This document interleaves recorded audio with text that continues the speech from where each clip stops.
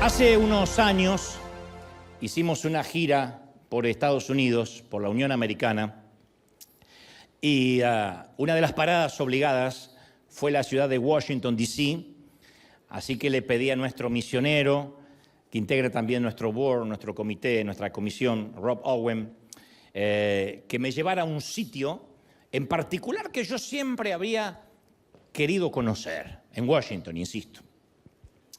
Recuerdo que un cielo gris dejaba caer una capa de llovizna, me abrigué lo más que pude con un sobretodo, con un saco grande, una bufanda, una chaqueta de lana, el frío era espantoso.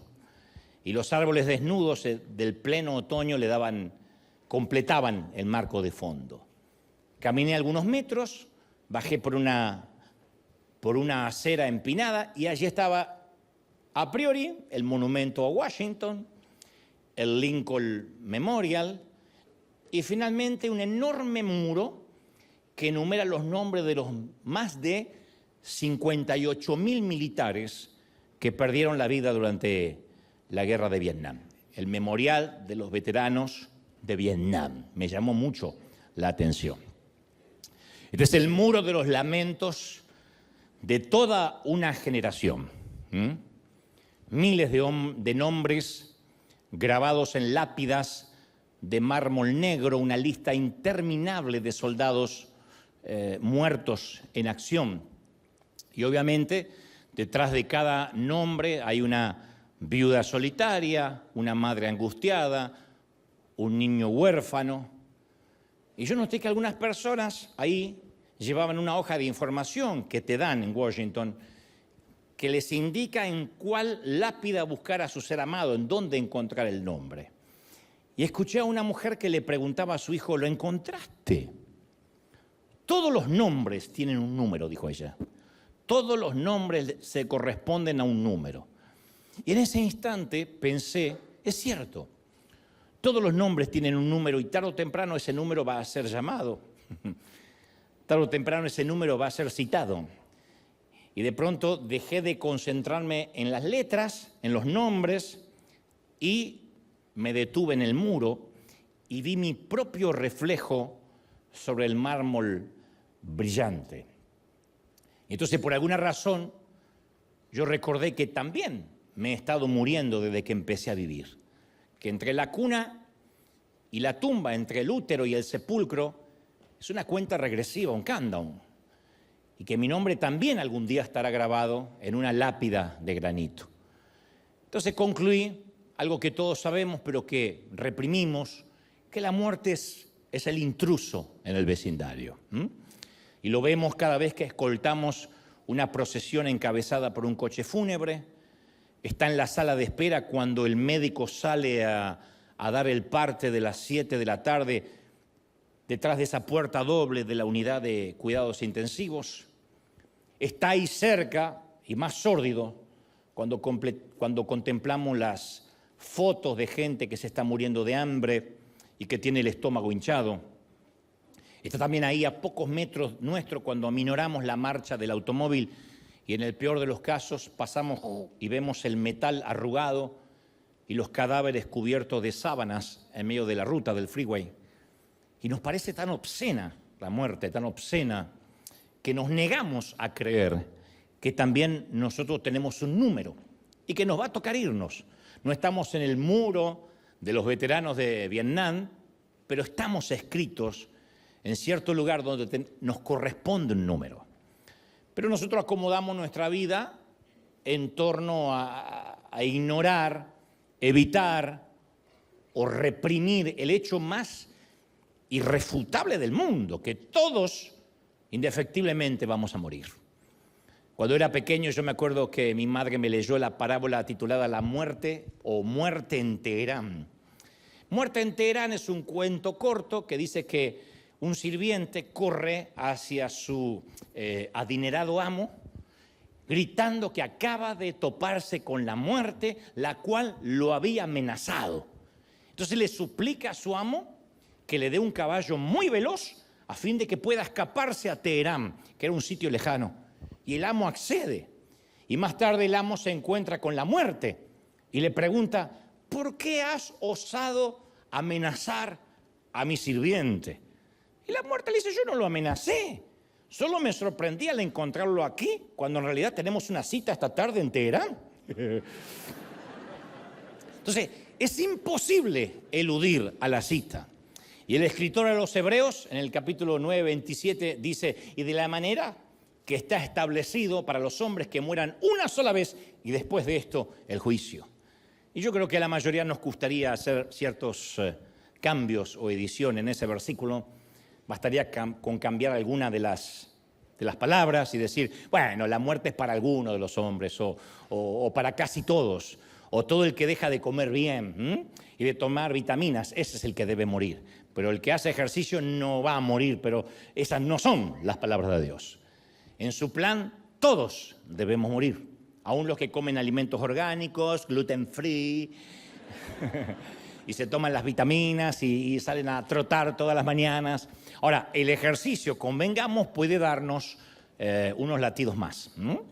La medicina puede concedernos algunos respiros extra. Una vida libre de suegras puede alargar la salud, está corroborado.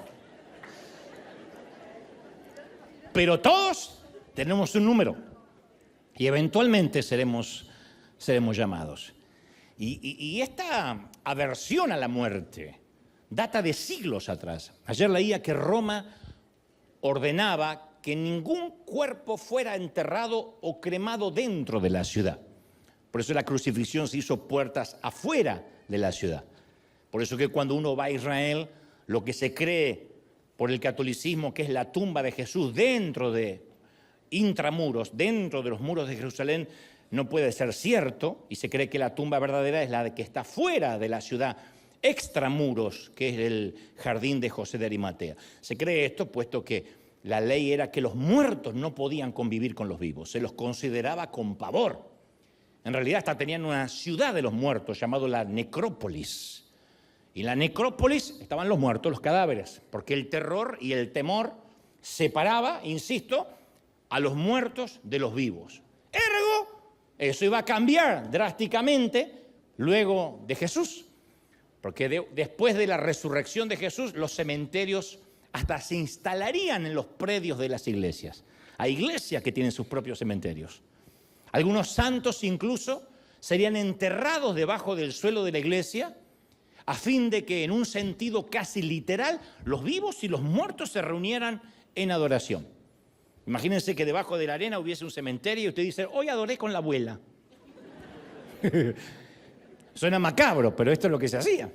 Los muertos dejaron de asustar a los vivos y los dos grupos coexistieron en los mismos sitios.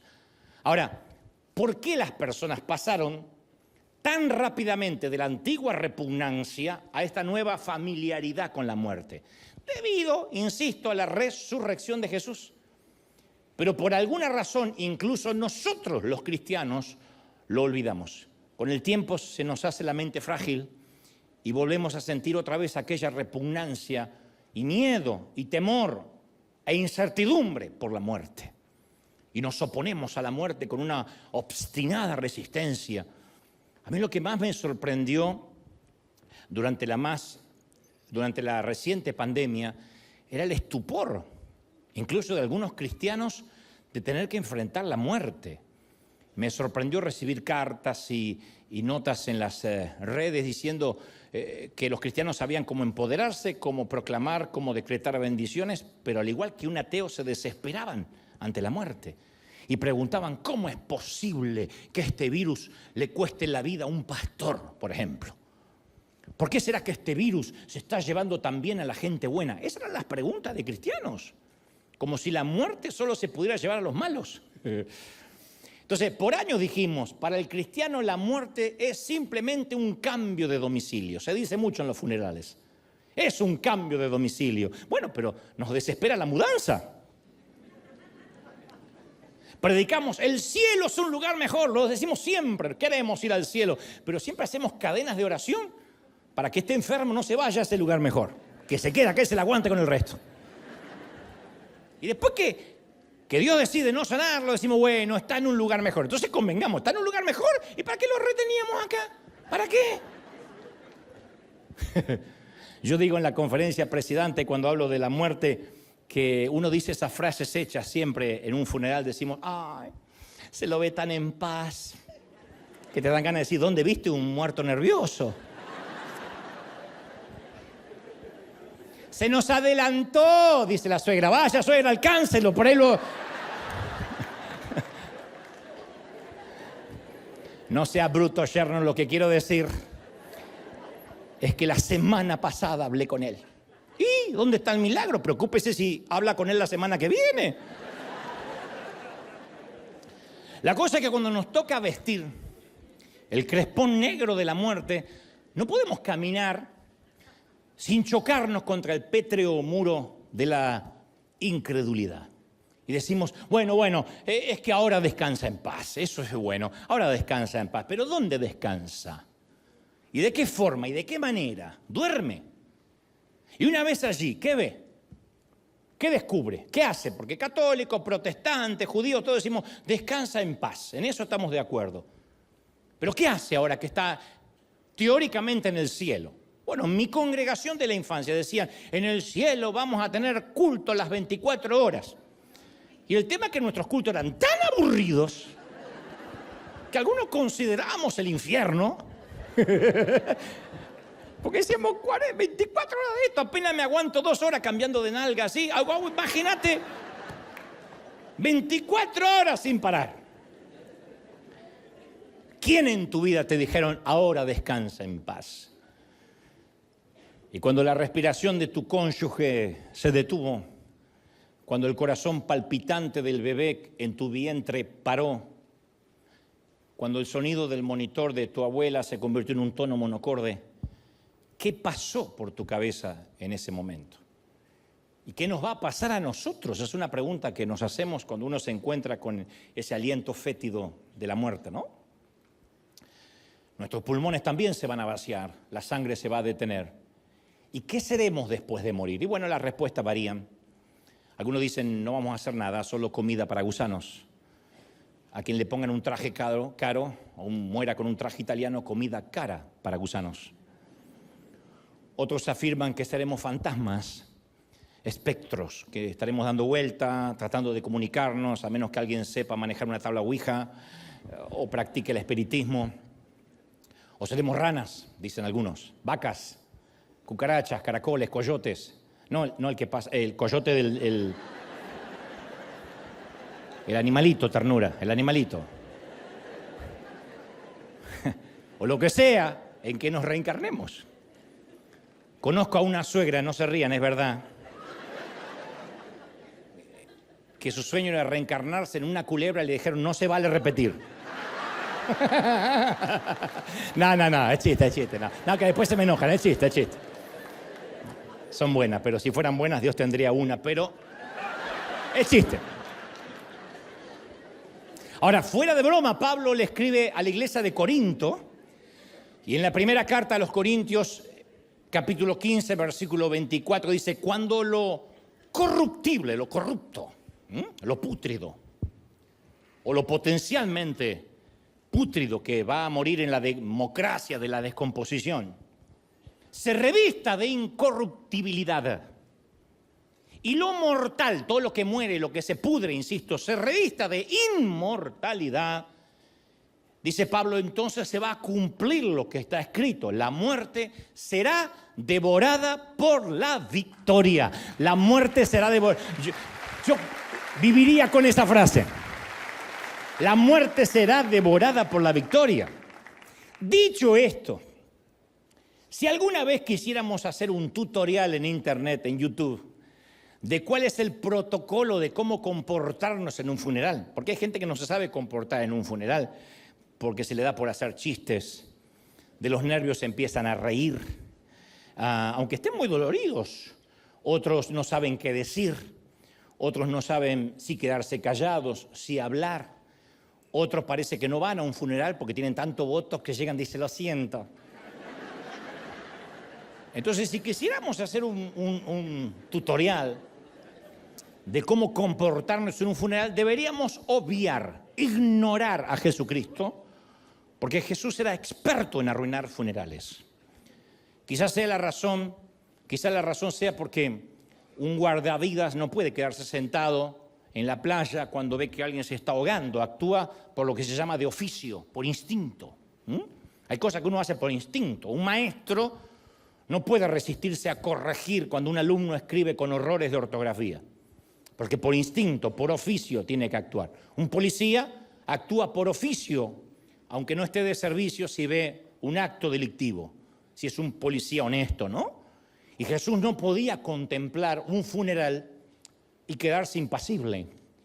Y en los registros de la Galería de los Milagros aparecen 4 resurrecciones en las que estuvo de alguna forma involucrado Jesús, 4, que esconden las 4 un común denominador, un magnífico secreto, que te voy a dar por la misma ofrenda que vas a poner después, un secreto que vamos a develar juntos antes que termine, pocos minutos antes que termine este mensaje. Las 4 resurrecciones, insisto, comparten un secreto. Y al igual que Netflix, por ejemplo, me gustaría dividirlo en 4 episodios, son 4 resurrecciones, merecen 4 episodios en esta suerte de miniserie, para ir dándonos la idea de la narrativa, de la línea del relato. Y este es el primer episodio. 2 multitudes convergen, una que entra en la ciudad y otra que sale de la ciudad extramuros. Las 2 multitudes no podían ser más diversas. El grupo que llega es un hervidero de risas, de conversaciones, porque van siguiendo a Jesús.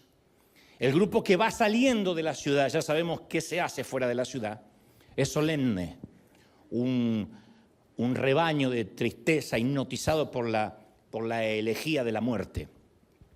Y con ellos va la razón de la pena, un cuerpo frío en un ataúd. La mujer que va al final de la procesión, quiero que la vean, es la madre. Este sendero ya lo había recorrido ella antes. Parece que fue ayer que sepultó el cuerpo de su esposo. Y en aquella ocasión su hijo iba caminando junto a ella. Ahora ella camina sola, enclaustrada, en una tristeza profunda, acerba, hostil. Esa tristeza que parece que rompen las entrañas. Y en este funeral la víctima es ella, porque está aturdida por el dolor. Porque es ella quien esta noche va a dormir en una casa vacía. Es ella que no tendrá con quién conversar.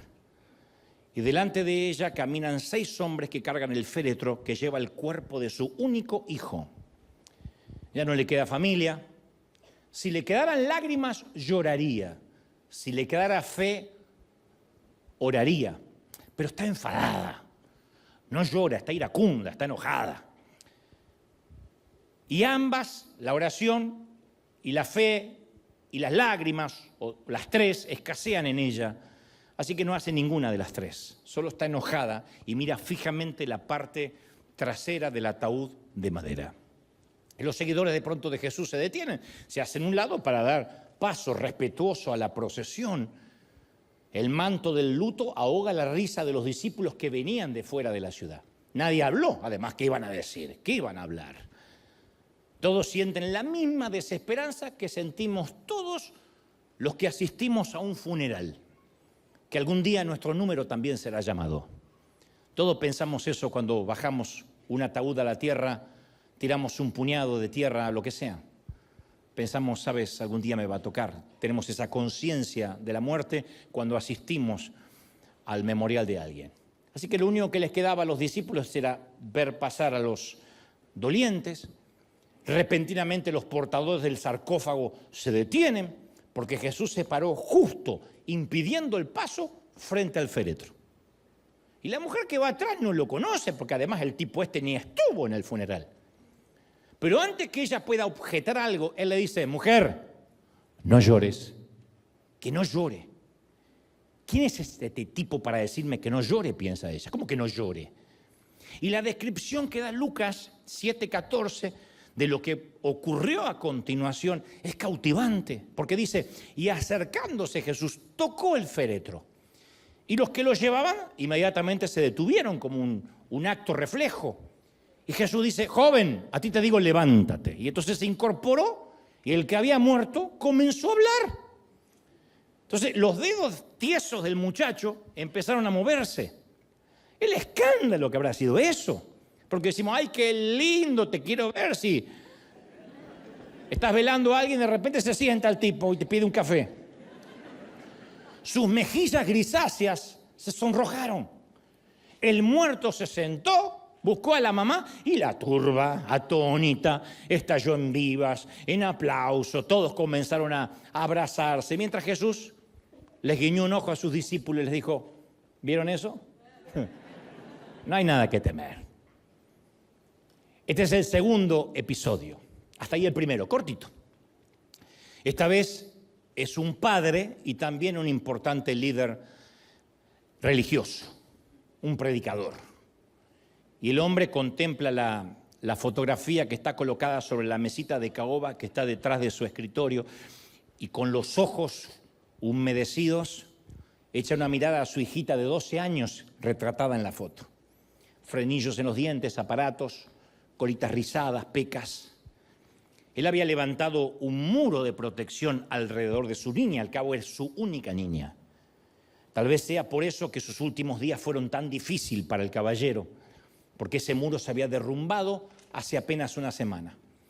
Resulta que la niña regresó de la escuela con algo de fiebre, irritación, y la mamá la mandó a la cama pensando que era una gripe común, algo de flu.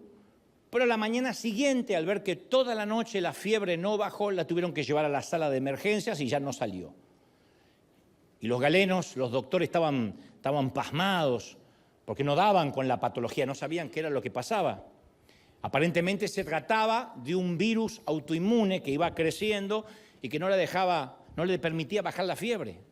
Y su papá se sentía impotente. Y como todo líder religioso, estaba tan acostumbrado a mostrarse fuerte que ya no se acordaba cómo ser débil. No sabía lo que era transitar la vulnerabilidad. Él mismo minimizaba la situación o la subestimaba, y cuando alguien lo llamaba y le decían, ¿cómo está su hija? Él decía, no, se va a poner bien, es cosa de nada, pasajera. Se lo aseguraba a todos menos a él mismo. Por dentro él tenía esa represa emocional que se estaba agrietando, y lo que la rompió fue la llamada del médico hace unos minutos que le dijo, lo siento, don Jairo, su hija entró en un coma irreversible. Ahora el líder supuestamente fuerte, ecuánime, estoico, se lleva la foto de la niña a la cara y se pone a llorar. Y es entonces cuando se recuerda que un tal Jesús que dice o se autoproclama el Mesías anda en la ciudad. Él siempre pensó que se trataba de un charlatán, de un timador. Pero hay una frase que dice por ahí que todo hombre llega a un punto en que su desesperación es 1 milímetro más grande que su dignidad. Así que sale a la calle en busca de ese maestro, Mesías o como se llame. Recorre varios kilómetros hasta que por fin se abre paso, se encuentra cara a cara entre el gentío con este caballero y ruega y le dice, Señor, se trata de mi niñita, tiene solo 12 años. Tú podrías, no sé, hacer algo, un truco o lo que sea que hagas, tocarla para que no se me muera. Jesús lo mira y dice, obvio, llévame donde está ella. Y en ese mismo instante, ciertos individuos cercanos al caballero le ponen la mano y le dicen, Jairo, ya no hay necesidad de importunar al maestro. Déjalo que siga con su agenda. Tu hija acaba de sufrir un infarto fulminante. Ahora tu hija ya no sufre, tu hija descansa en paz. Y ahí es cuando Jesús, sin perder la calma, le dice a Jairo, no tengas miedo, solo confía en mí. El hombre no entiende por qué le dice a Jesús que no tenga miedo si le acaba de escuchar que su hija ahora descansa en paz, se murió. La cosa es que finalmente Jesús llega a la sala de emergencias, que en ese momento era un verdadero caos. La esposa de Jairo está sentada ahí en una silla, pálida, sin habla. Y Jesús vuelve a preguntar eso que hoy sería una preguntonta, una pregunta desubicada. Dice, ¿por qué lloran? Pero no lo hace irónicamente, no lo hace para provocarlos. De verdad está asombrado y dice, ¿por qué lloran? Y luego añade, la niña no está muerta, solo está dormida. Eso enoja mucho más a sus parientes. Creo que la esposa de Jairo piensa algo como que quiten a ese payaso de acá, es lo último que necesito. No obstante, Jesús hace salir de la habitación a todo mundo, excepto a Pedro, Santiago o Juan, 3 de sus muchachos de su círculo más íntimo y los padres de la niña. Así que ahí están los 6, la niña estaba inmóvil, fría, con un color ceniciento. Jesús toma su pequeña manito y le dice: pequeña, ya, hora de despertar. La nenita abre los ojos, salta de la cama, los padres comienzan a llorar, a reír, porque no podían creer lo que estaba viendo. La nenita dice: tengo hambre. Jesús le dice a Jairo: posiblemente sí, la niña tenga hambre. Consíganle una buena hamburguesa con carne argentina y si son pobres, aunque sea una pupusa. Pero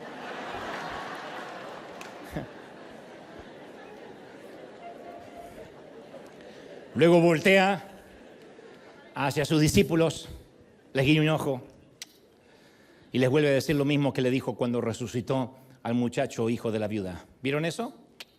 No hay nada que temer. Este es el tercer episodio de la saga. Esta vez vemos a una amiga personal de Jesús, se llama Marta.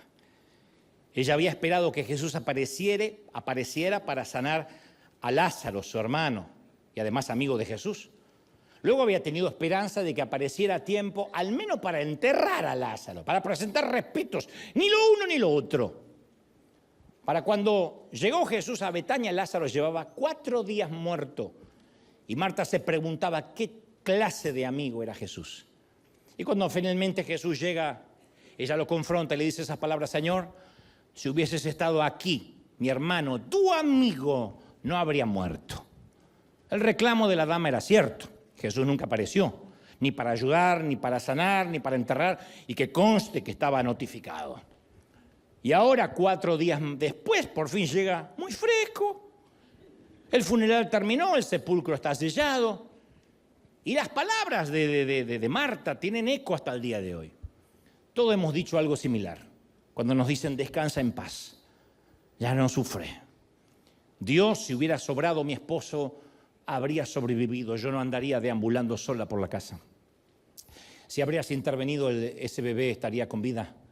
Si habrías oído mi súplica, mis brazos hoy no estarían vacíos. Lo cierto es que cuando nos encontramos con la muerte, nuestra definición de Dios es desafiada y nuestra fe es puesta a prueba. Entonces solemos creer que la muerte como que ya no es jurisdicción de Dios. Como que Dios puede hacer todo hasta la muerte. Después ya, y bueno, resignación, ya Dios no pudo hacer nada. Es como cuando salen los médicos y dicen: lo siento, lo perdimos. Decimos: bueno, es que Dios puede hacerle milagros mientras respire. Después ya no es jurisdicción de Dios. Y ahí es cuando Jesús llora, pero de frustración. No llora por el muerto, llora por los vivos. No llora por el que está detrás de la piedra, que sabe lo que va a hacer ahora, sino por aquellos que viven, pero están muertos. Llora por aquellos que, aunque libres, están presos y encarcelados por un ridículo temor a la muerte. Entonces, ¿qué tiene que hacer él para convencerlos? ¿No le había demostrado ya a todos con el hijo de la viuda de Naín que se toparon de casualidad? Ni siquiera la mujer pidió ayuda y lo hizo resucitar. ¿No había sido suficiente prueba la hija de Jairo, que ya estaba muerta, y le dijo: levántate, hora de despertarse? Y por favor entendamos esto: Jesús no estaba haciéndole un favor a los muertos que resucitaba. Eso de que alguien llega al cielo y pide una segunda oportunidad para volver ocurre en Hollywood. Eso de que el cielo puede esperar es simplemente un invento de las películas. Nadie que llega allá quiere volver, nadie. Alguien dijo: ay, ¿en serio? Sí, no quieres volver. Y menos con todo lo que quedaste debiendo, no quieres volver. Ahora, Jesús los traía de regreso solo para demostrarle a los vivos que la muerte había empezado a ser devorada por la victoria. ¿Alguien lo cree, sí o no? Ahora, bueno, estamos en el tercer episodio. Conducen a Jesús hasta la tumba de Lázaro, donde había sido enterrado su amigo, en una cueva, una piedra colocada sobre la entrada, como se estilaba. Sobre la piedra ya se había tejido una telaraña del fin. Y la orden fue suave de Jesús, pero firme. Dijo: quiten la piedra. En otras palabras, o en palabras más sencillas, quiten la piedra para que puedan ver a Dios. Las piedras nunca fueron obstáculos para Dios. No lo fueron en Betania hace 2025 años y no lo fueron tampoco en Europa hace 100. Estaba leyendo que en Europa hace 100 años, hace un siglo, había una condesa, la condesa de Hannover, una alemana famosa por su ateísmo y su convicción de que nadie puede hallar vida en un sepulcro. Ella tenía grandes debates públicos con cristianos. Entonces, antes de morir, esta condesa dejó instrucciones específicas que su tumba fuera sellada con una plancha de granito. Pidió que alrededor de su tumba se colocaran bloques de piedra y que las esquinas de los bloques fueran aseguradas con pesadas prensas de hierro. O sea, la tipa no quería salir más. Y sobre la plancha de granito se grabó esta inscripción que ella mismo se ocupó de asegurarse que le colocaran. Esta sepultura jamás y nunca deberá abrirse. Está comprada para toda la eternidad. Una forma petulante también de decirse a sí misma, yo compro mi tumba y aquí no me saca nadie. Ella aseguraba que su tumba iba a servir de mofa o de burla en contra de la creencia cristiana de la resurrección. Pero no contó la señora con los planes de un pequeño nogal, un árbol, cuyas raíces estaban cerca de la tumba, se fueron abriendo paso por debajo y empezaron a salir por entre las placas de piedra. Con los años el nogal se abrió camino a la fuerza hasta que hizo saltar las prensas de hierro y se levantó de cuajo la tapa de granito. A piñas, un pequeño árbol, un nogal, le cerró la jeta al presumbroso epitafio de la condesa alemana. Y Jesús hizo lo mismo, está por hacer lo mismo con la piedra de Lázaro. Dice, corran la piedra. Y luego dice, Lázaro, hora de despertar. 4 días durmiendo, como le dices a tu hijo adolescente. 4 días durmiendo. Y en la profundidad de la tumba, el amigo se movió. Un corazón inmóvil empieza a latir. Sus ojos vendados se abrieron de golpe. Y cuando el hombre hecho momia se sentó, Jesús les vuelve a guiñarle el ojo a los discípulos por tercera vez y dice, ¿vieron eso? No, creo que hace así.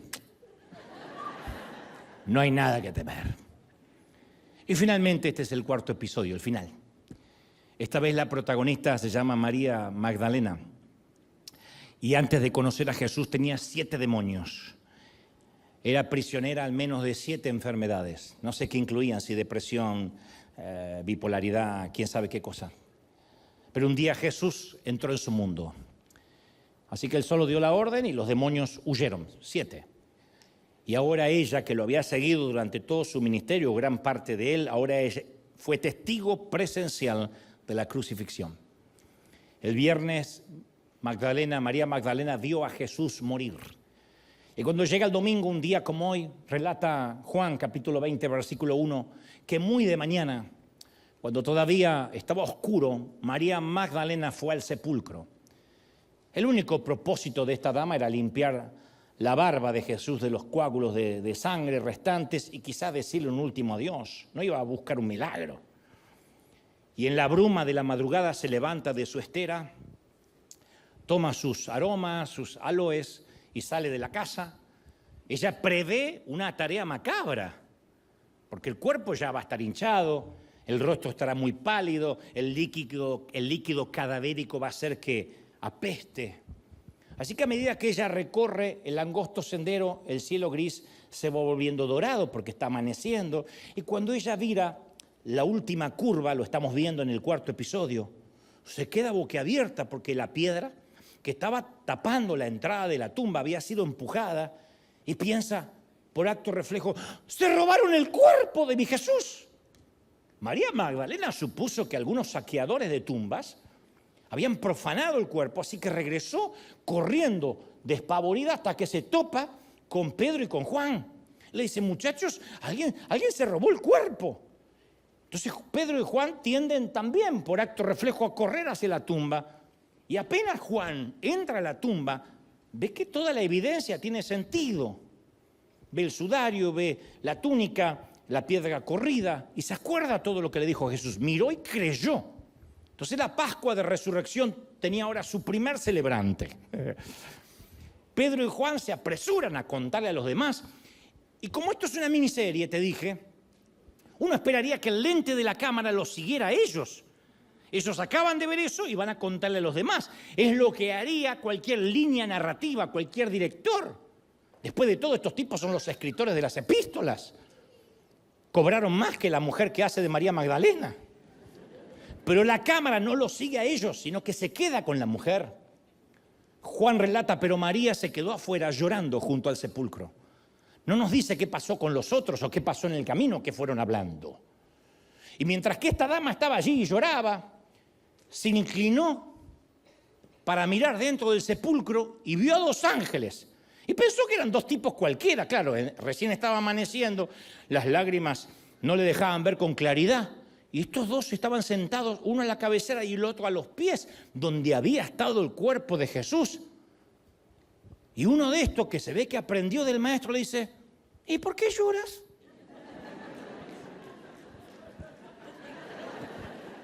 What? Y la Biblia dice que, primero a ella le ofende la pregunta, supongo. Quiero leer lo que no está escrito y creo que se siente ofendida. ¿Cómo que por qué lloro? Lloro porque mataron a Jesús y lloro porque se robaron el cuerpo. Pero dice que luego vio a Jesús que estaba allí, pero no supo que era Jesús. Estaba tan obnubilada, tan choqueada. Y Jesús le dice, mujer. Adivinen qué le dijo.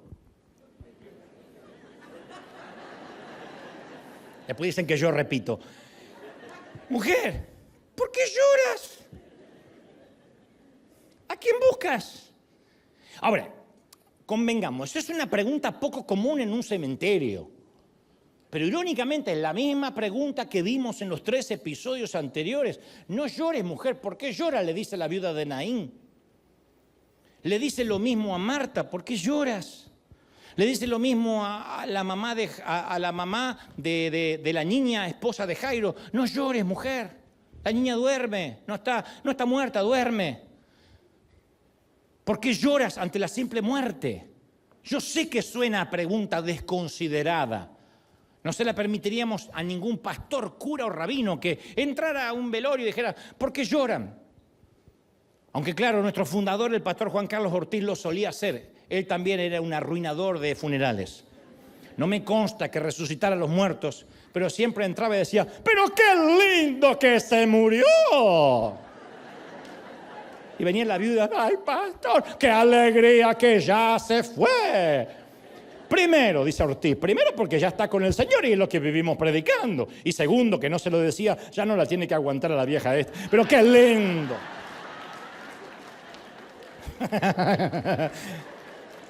Ya se fue. Siempre hacía, pero yo lo he visto, Juan Carlos siempre decía eso, pero qué lindo, vamos a celebrar, gente, porque lloran. Yo sé que suena pregunta desconsiderada, a menos que quien la hace sepa algo que el otro, el doliente, no sabe.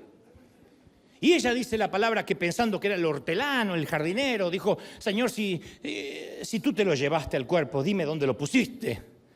Ella no reconoció a su Señor. Entonces Jesús hace algo al respecto, que es lo que suele hacer, su modus operandi cuando alguien no lo reconoce. No se enoja, no le dice, ¿cómo no me conoces? Sino que la llama por su nombre, le dice María. María. No sé, tal vez fue la manera en que lo dijo. La inflexión de la voz, el tono, o el acento galileo, el dialecto arameo, no lo sé. Yo podía sentir cuando niño, cuando mamá me llamaba por encima de las otras voces por su tono. Si decía, Dante, posiblemente había postres. Si decía, Dante, ya llevaba 1 hora de atraso para la comida. Si decía, Dante Miguel, ese día no volvía.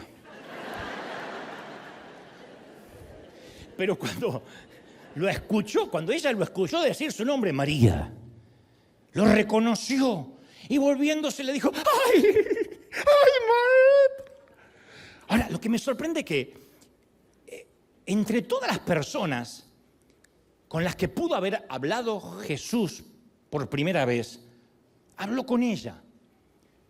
A ver, convengamos, Jesús arrancó las puertas del infierno de sus bisagras. Acababa de dividir el mundo entero entre antes de Cristo y después de Cristo. El calendario se dividiría para siempre. Era el incuestionable y magnífico Rey del universo. 10.000 ángeles estaban listos para servirle. ¿Y cuál fue su primer acto? ¿A quién se dirigió? Si esto no tuviera respaldo bíblico, alguien pensaría que es la licencia de un director para hacer una miniserie en Netflix. ¿A quién se dirigió? A María, la mujer que alguna vez tuvo 7 demonios. Que no es lo mismo que 7 maridos, esa es otra, 7 demonios.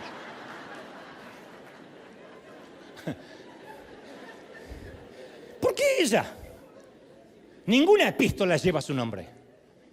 Ninguna historia en el Nuevo Testamento describe su obra, no. Entonces, ¿por qué Jesús crearía una atmósfera, un momento para María Magdalena? Quizá para darnos un mensaje a todos los afligidos y preocupados, porque nuestro número algún día será llamado. Quizá queríamos que tuviéramos en cuenta lo que el salmista dijo en el Salmo 35, el llanto puede durar toda la noche, mas con la mañana, con el amanecer llega la alegría. ¿Sí o no? Así que me atrevo a pensar que Jesús le guiña un ojo a María Magdalena y le dice, ¿viste eso? No hay nada que temer. La desesperanza no será nuestro pan diario. La tristeza no va a durar para siempre. Las nubes pueden eclipsar el sol, pero no pueden eliminarlo definitivamente. La noche puede retrasar el amanecer, sí, pero no puede evitarlo. La mañana siempre llega, no tan rápido como queremos, lo sé. La mañana a veces no llega tan dramática y drásticamente como quisiéramos, pero la mañana siempre llega. Y con ella llega la alegría. Entonces yo sé que hay gente aquí en casa que necesita esta promesa y te preguntas si esta noche de duelo, de dolor, se va a terminar en algún momento. Y yo quiero que te grabes esto. La tristeza quizá nos puede robar la noche, pero nunca nos puede robar la vida entera. Es una promesa del Señor. 1 noche, 2 noches, 3 noches, no la vida. ¿Estamos de acuerdo, sí o no? Pablo dice en la primera carta a los Corintios 15:20, Cristo ha sido levantado de los muertos como primicias de los que murieron. Entonces las primicias es el primer fruto de la cosecha. Y el agricultor anticipa la calidad de la cosecha tomando una muestra, una primicia del primer lote. Y nosotros podemos anticipar nuestra resurrección mirando la primicia, la resurrección de Cristo. Hoy conmemoramos la primicia, la resurrección del Señor. Entonces, ¿qué va a pasar cuando muramos? Bueno, las Escrituras nos regalan algunas garantías fascinantes, como este es un libro de jurisprudencia, de leyes que se cumplen. A mí me fascina recordarlas. Juan 5:25 afirma, los muertos oirán la voz del Hijo de Dios. Dios no se reserva ese derecho, le deja al Hijo que aparentemente se dedica a arruinar funerales, a que los siga arruinando. Le dice, los muertos escucharán la voz del Hijo de Dios. Y todos los que están en los sepulcros oirán su voz y saldrán de allí. Y hasta el día de hoy, cada vez que visito un cementerio, yo siempre me imagino ese momento. De hecho, por eso soy malo para ir a los funerales, porque mientras que todos están sufriendo, yo digo, me fascina imaginarme. Porque la mayoría de los cementerios son lápidas que apenas pueden leerse. Y en algunos lugares hace siglos que no mueven la tierra.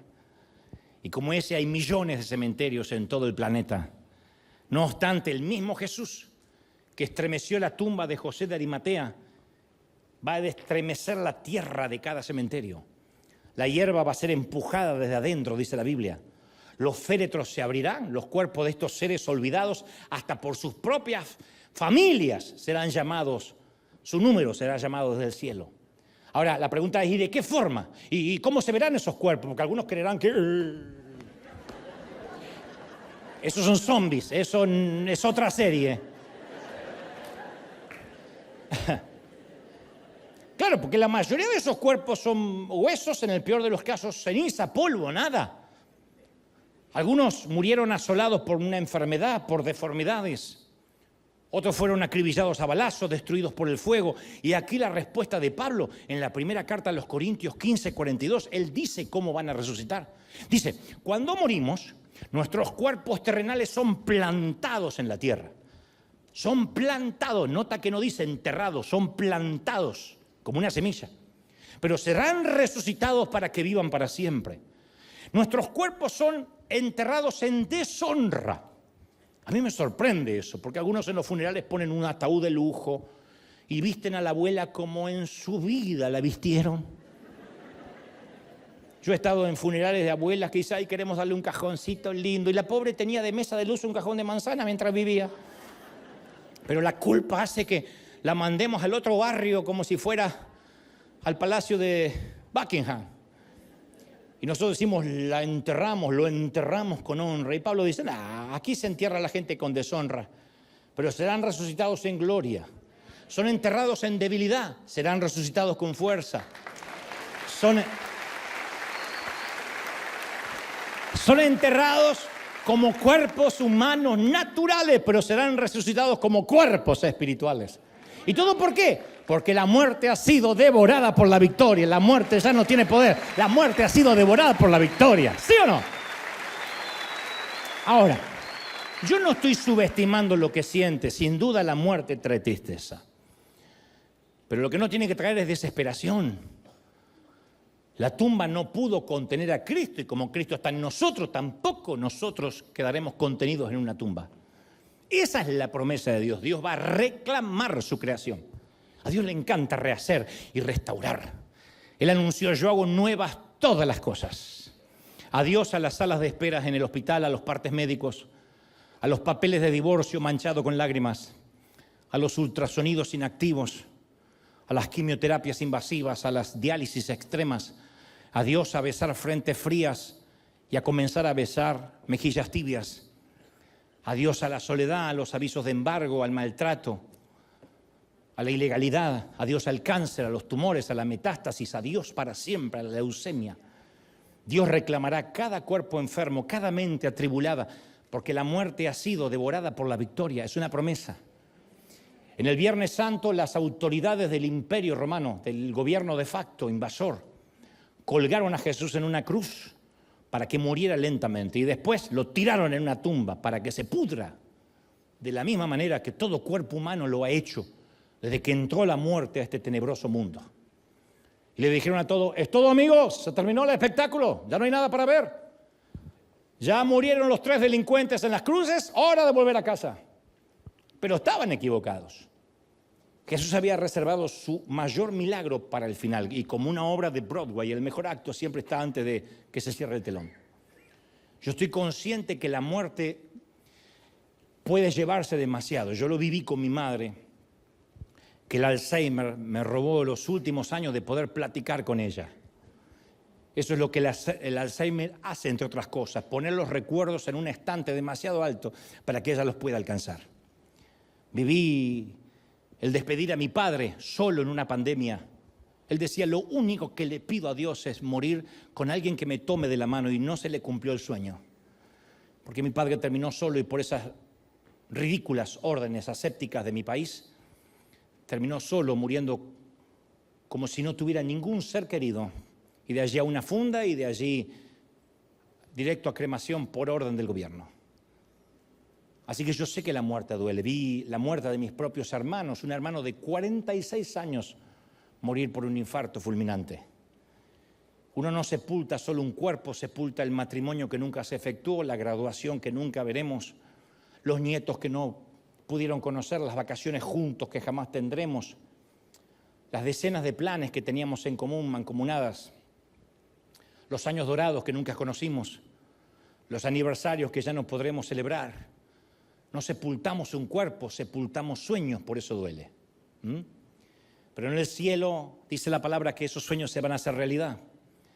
Recuerdan, esto grábate en las tablas de tu corazón, átalo al cuello, que no se te olvide. Nuestro futuro con quien se fue es mucho más grande que el pasado con esa persona. El futuro que vas a tener es infinitamente. Dios prometió la restauración de las cosas, ¿sí o no? De todas las cosas, y las va a restaurar.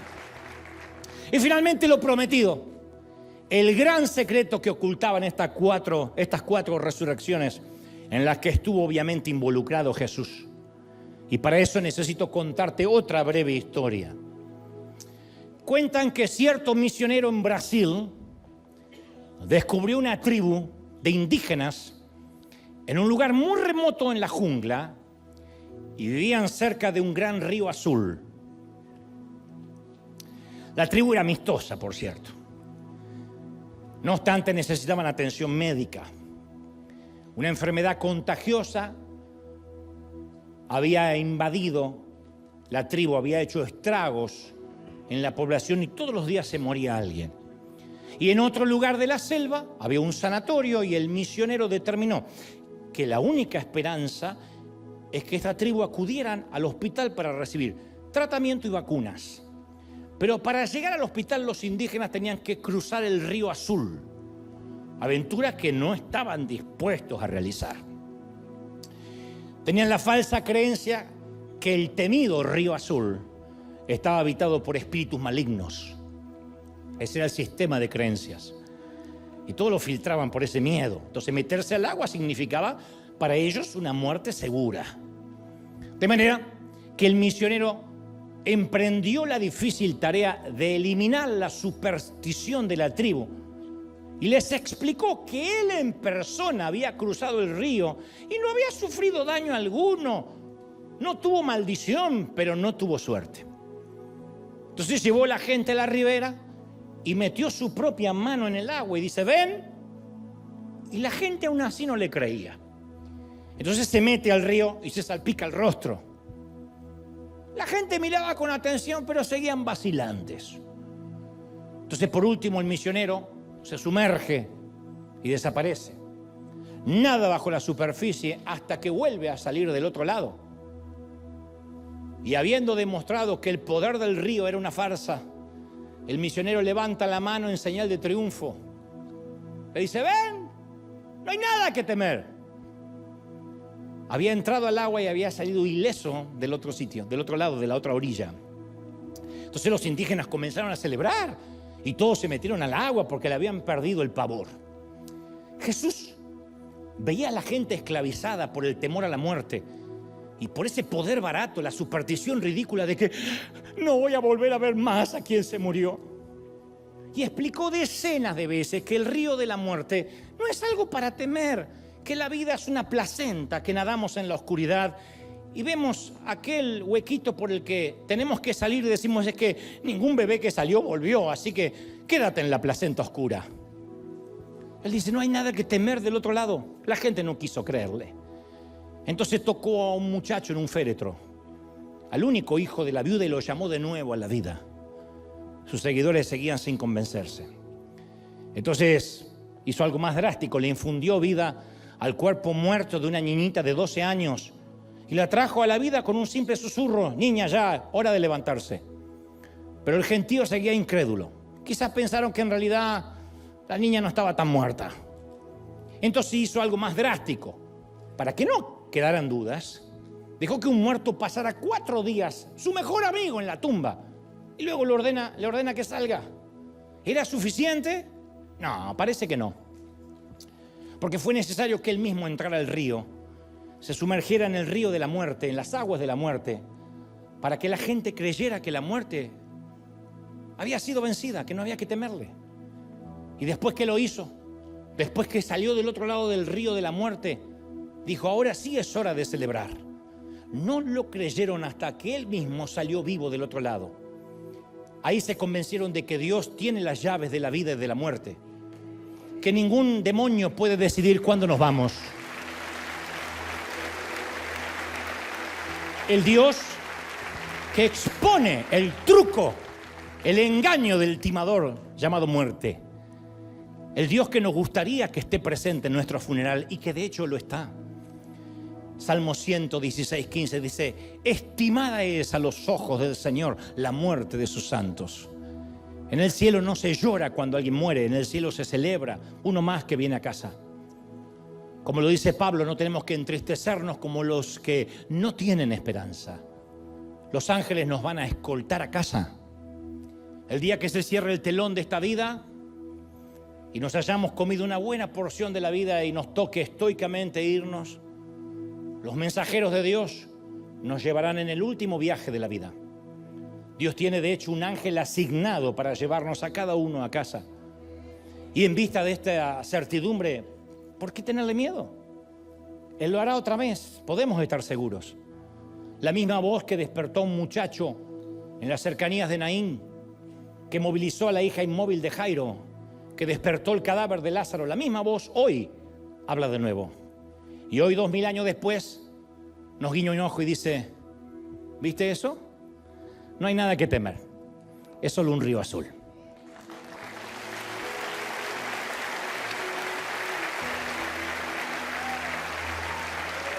¡Chile!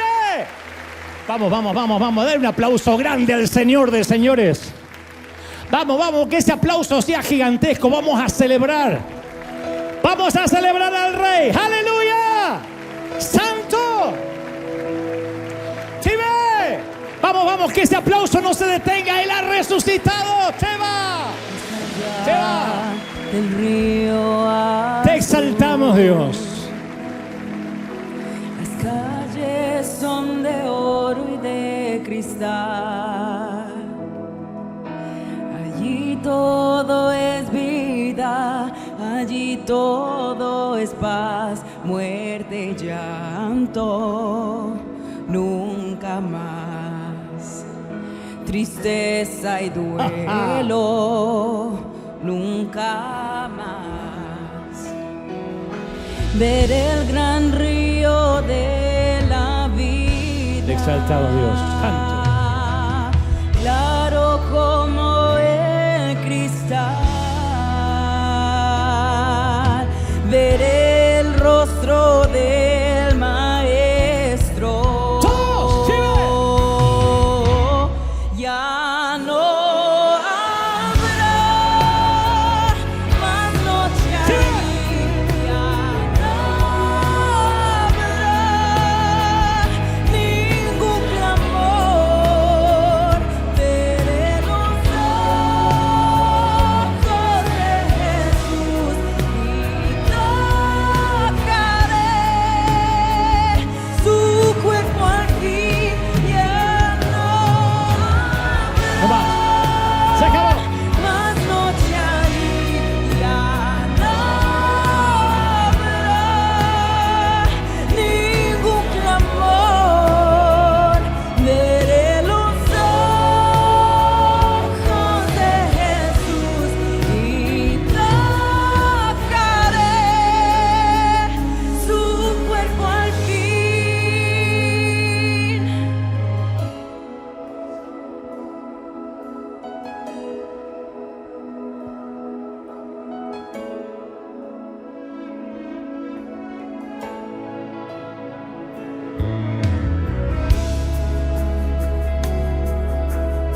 Nada que temer.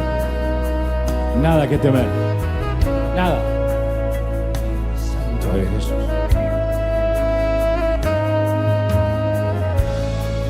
Las naciones andarán en su luz y las puertas jamás se cerrarán.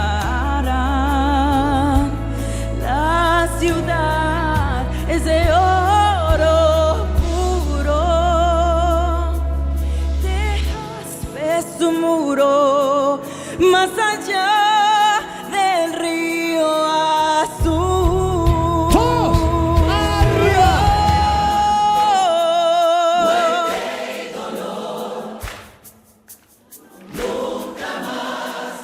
Anda.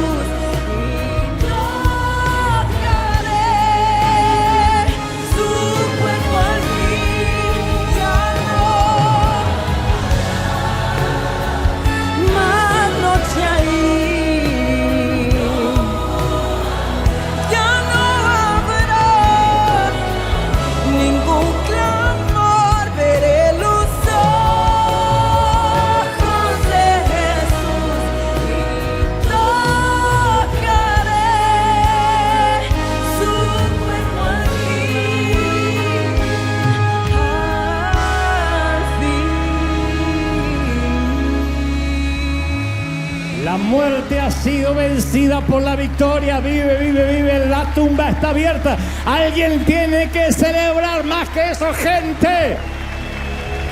Vamos, vamos, vamos, vamos. Día de celebración, domingo de resurrección. ¡Vive! ¡Sí!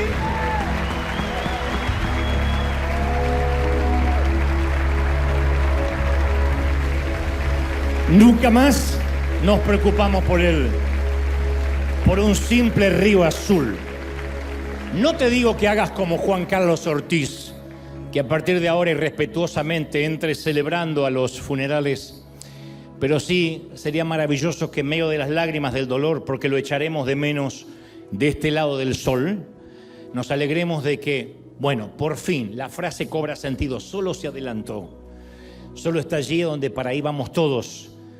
Estamos inscritos en el libro de la vida y si no, alguien tiene duda de decir, sabes, yo a veces dudo de mi salvación, dudo que pueda ir a reencontrarme con, no sé, quien sea que esté allí ya, padres, madres, hijos. Y si alguien está pensando, dudo que mi padre esté en los cielos, era un hombre malo o mi madre no conocía al Señor, quiero decirte algo, aunque esto cause urticaria a muchos religiosos. El poder de saber quién va al cielo y quién no va, no nos corresponde a nosotros. Yo sé que nos vamos a sorprender. No sabemos lo que pasa por la cabeza de alguien en los últimos minutos, mirando el techo de una ambulancia, en el momento del infarto. Yo solo sé que bastó que un ladrón crucificado al lado de Jesús ni siquiera se arrepintiera, ni siquiera hiciera una oración de fe, solo pidiera auxilio para que el Señor le prometiera el paraíso. Ese es nuestro Dios. Dios es un Dios bueno. Así que a los que están del otro lado, solo dice, Señor, entra en mi vida. Quiero asegurarme mi pasaporte para poder reencontrarme con mi ser querido. Y todos aquí tomamos un último minuto para orar. Cierran sus ojos, ténganla bien y oramos. Padre, gracias por este momento. Gracias por esta cuna de campeones, por estos obreros de primera línea. He hablado lo que creo me has dicho y has puesto en mi corazón. No he omitido, no he quitado de lo que creo es tu revelación. Aún así, torpemente solo he podido hablar al intelecto, que es donde yo apenas puedo llegar. Pero sé que tu Espíritu Santo ha consolado, ha hecho derramar lágrimas, ha sanado heridas, se ha metido en los vericuetos más íntimos de cada rincón del alma. Señor, soy libre de esta palabra. Dejo de ser responsable porque la palabra ha sido dada. Y ahora habita en cada corazón y además esta palabra quedará en una cápsula de tiempo en internet. Y a través de los años, gente que volverá a transitar por dolor recordará que aunque estemos en valle de sombra o de muerte, tú nos vas a escoltar por ahí, que no estaremos solos y que cuando nuestro nombre o el de nuestros seres queridos sea llamado, estaremos listos. Cuando allá se pase lista, estaremos listos. Gracias, Señor, porque hoy nos hablas, porque hoy celebramos esa mezcla de sentimientos, de tristeza, pero de alegría por la tumba abierta. Mis queridos, Dios te bendiga, Dios te guarde, Dios haga resplandecer su rostro sobre ti. No hay tumba que te pueda retener. Cristo vive en ti y eso rompe las planchas de acero. Celebra, celebra, celebra con un gran aplauso. ¡Feliz Easter! ¡Felices Pascuas! ¡Feliz Domingo de Resurrección! El aplauso al Señor de Señores, al Rey de Reyes. ¡Chao! Firme como talón de oso. Hasta el domingo que viene. Bendecido.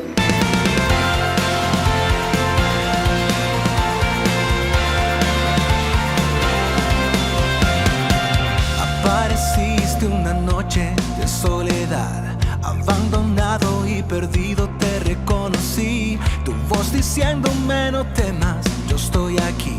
El Padre me envió por ti y me curaste las heridas, me sanaste mi Jesús. Todas mis cargas las dejaste allí en la cruz. Algo tan grande no lo puedo comprender. Oigo tu dulce voz diciéndome una y otra vez, oh, oh, oh, oh, eres bienvenido, eres amado una y otra vez, oh, oh, oh, oh, bienvenido a River, eres amado.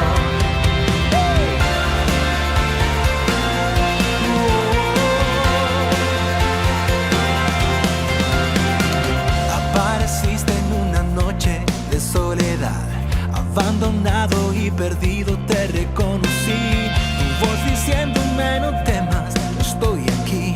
El Padre me envió por ti y me curó. curaste las heridas, me sanaste, mi Jesús. Todas mis cargas las dejaste allí en la cruz. Algo tan grande no lo puedo comprender. Oigo tu dulce voz diciendo